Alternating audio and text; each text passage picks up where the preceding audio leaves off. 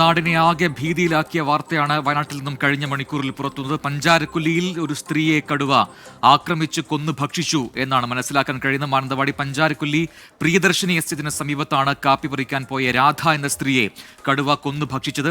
കടുവ ഭക്ഷിച്ച നിലയിൽ തണ്ടർബോൾട്ട് സംഘമാണ് രാധയുടെ മൃതദേഹം കണ്ടെത്തിയത്. അതിൽ നാട്ടുകാർ അടക്കമുണ്ടായിരുന്നു. അവർ പറഞ്ഞതനുസരിച്ച് ഉടലും തലയും വേർപെട്ട നിലയിലാണ് മൃതദേഹം ഉണ്ടായത്. അതിൽ തലഭാഗം കണ്ടെത്താൻ കഴിഞ്ഞിട്ടുമില്ല എന്ന് പറയുന്നു. ഇപ്പോൾ ഏറ്റവും ഒടുവിൽ നാട്ടുകാരുടെ ആവശ്യപ്രകാരം വലിയ പ്രതിഷേധത്തിനൊടുവിൽ ചർച്ച നടത്തിയ ശേഷം ഈ നരഭോജി കടുവയെ വെടിവെച്ചു കൊല്ലാനുള്ള തീരുമാനം ആയിട്ടുണ്ട്. ആ ഉത്തരവ് ഇറങ്ങിയിട്ടുമുണ്ട് എന്ന് മന്ത്രി OR കേളു നാട്ടുകാർക്ക് ഉറപ്പ് നൽകിയിരിക്കുന്നു. ഒപ്പം നഷ്ടപരിഹാരം എന്ന രീതിയിൽ 11 ലക്ഷം രൂപ, 10 ലക്ഷമാണ് സാധാരണഗതിയിൽ ഇത്തരം സംഭവങ്ങൾക്ക് നൽകാറുള്ളത്. പക്ഷേ 1 ലക്ഷം അധികമായി നൽകുന്നു. അങ്ങനെ 11 ലക്ഷം രൂപ കുടുംബത്തിന് നൽകും. അതിൽ 5 ലക്ഷം രൂപ ഇന്ന് തന്നെ കുടുംബത്തിന് കൈമാറും എന്ന കാര്യം കൂടി മന്ത്രി അറിയിക്കുന്നുണ്ട്. ഒപ്പം മക്കളിൽ ഒരാൾക്ക് ജോലി വേണമെന്ന ആവശ്യം നാട്ടുകാർ ഉന്നയിച്ചിരുന്നു പ്രതിഷേധത്തിന്റെ സമയത്ത്.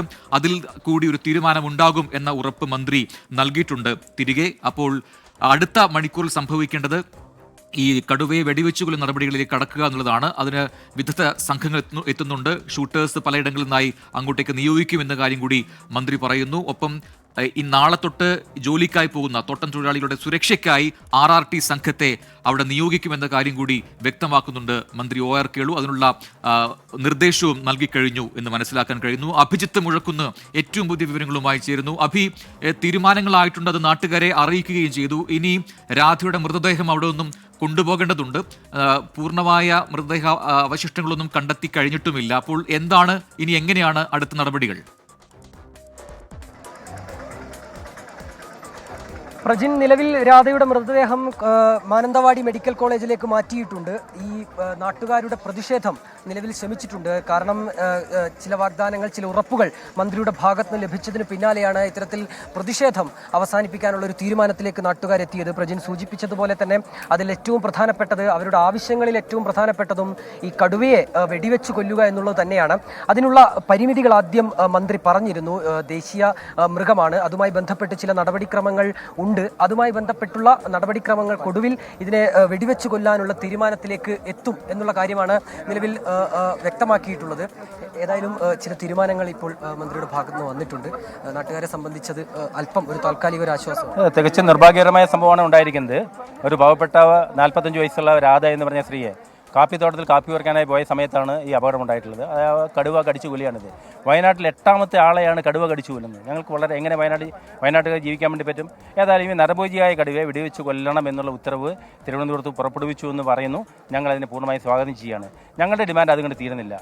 അക്രമകാരികളായ കാട്ടുമൃഗങ്ങൾ പുറത്തിറങ്ങിക്കഴിഞ്ഞാൽ ആ മൃഗങ്ങളെല്ലാം വെടിവെച്ച് കൊല്ലണമെന്നാണ് ഞങ്ങളുടെ ഡിമാൻഡ്. ഏതായാലും ഇതുമായി ബന്ധപ്പെട്ട് ഇപ്പോൾ ഇവരുടെ പ്രതികരണം നമുക്ക് വരുന്നുണ്ട്. അതായത് കൂടുതൽ വന്യമൃഗ ശല്യം ഇവിടെ രൂക്ഷമായിരുന്നു. അതുമായി ബന്ധപ്പെട്ട് ചില പരാതികൾ നേരത്തെ തന്നെ ഇവർ നൽകിയതുമാണ്. പക്ഷെ അപ്പോഴൊന്നും കൃത്യമായ രീതിയിലുള്ള ഒരു ഇടപെടൽ ഉണ്ടായിട്ടില്ല. അതാണ് ഇങ്ങനെ ഒരു സാഹചര്യം ഇത്തരത്തിൽ വഷളാവുന്നതിലേക്ക് നയിച്ചത് എന്നുള്ള കാര്യമാണ് ഏതായാലും നാട്ടുകാർ ഉൾപ്പെടെ വ്യക്തമാക്കുന്ന പ്രധാനപ്പെട്ട കാര്യം. അമ്മ, ഇപ്പോൾ മന്ത്രി പറയുന്നത് കേട്ടിരുന്നോ? കടുവയെ വെടിവെച്ച് കൊല്ലാൻ തീരുമാനം എടുത്തിട്ടുണ്ട്. മന്ത്രി ഇപ്പൊ അക്കാര്യം വ്യക്തമാക്കിയിട്ടുണ്ട്. തൽക്കാലം ഒരു ആശ്വാസമാണല്ലേ? എടുക്കുന്നല്ല, നമ്മളെ ഈ 2 മല പിന്നെ പൊട്ടി തകർന്നിട്ടു. അതിനൊരു മന്ത്രി ഒരു തീരുമാനം കൊണ്ടുവന്നിട്ടില്ല. ഇപ്പൊ പുല്ലിനെ കൊണ്ടിറക്കി, അതുടനെ തന്നെ പിടിക്കണം, അല്ലെങ്കിൽ വെടിവെച്ച് കൊല്ലണം. നമ്മൾ നേരത്തെയും നമുക്ക് ഇതുപോലെയുള്ള ബുദ്ധിമുട്ടുകൾ ഉണ്ടായിരുന്നോ? ഈ വന്യമൃഗങ്ങൾ, ആന ബുദ്ധിമുട്ടുണ്ടായി. ആനന്റെ ഇതേ വീട്ടിലെല്ലാം വന്ന് കയറി ഇറങ്ങി പോയി. നമ്മൾ കേമ്പിൽ പോകുമ്പോൾ ഈ രാധ ഈ കാപ്പി കുരു ശേഖരിക്കാൻ പോയത് നിങ്ങളൊക്കെ ജോലി പോകുന്ന അതേ സ്ഥലത്ത് തന്നെയാണ്? നിങ്ങളൊക്കെ അവിടെ? ഇല്ല, അവര് വേറെ. ഞങ്ങൾ കാപ്പിക്ക് മുളക് പറിക്കാൻ ഒന്നും നമ്മൾ പോവില്ല. നമ്മൾ ഈ കൃഷി എടുക്കുന്ന തൈല കൃഷിയാണ് നമുക്ക്. നിങ്ങൾക്ക് ഈ മേഖലയിൽ നിങ്ങളുടെ വീടിന്റെ ഭാഗത്തൊക്കെ ഇത്തരത്തിൽ വന്യമൃഗ ശല്യം ഉണ്ടായിട്ടുണ്ടോ?